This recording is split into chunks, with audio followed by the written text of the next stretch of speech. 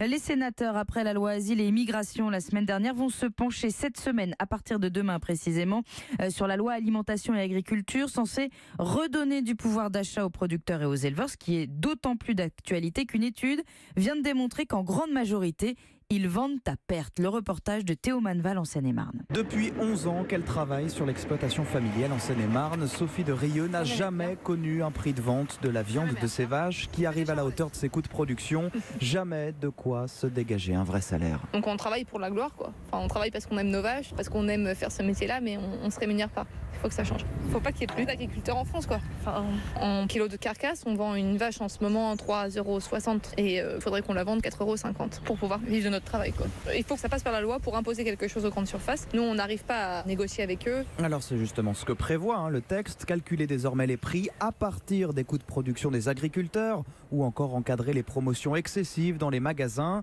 C'est un pas en avant, certes, sauf qu'il n'y a pas d'outil de contrôle de prévu à ce stade, dénonce le président des jeunes agriculteurs, Jérémy de Serles. Des sanctions, nous bien sûr qu'on en demande, parce que la loi, elle établit une règle, elle doit avoir le souci de la faire respecter. On ne demande pas la lune, on demande juste que nos produits soient rémunérés au prix qui nous coûte à les produire. Et il faudrait aller vite, lancent les éleveurs aux sénateurs. Les prochaines négociations sur les prix commenceront au mois d'octobre. Théo Manval.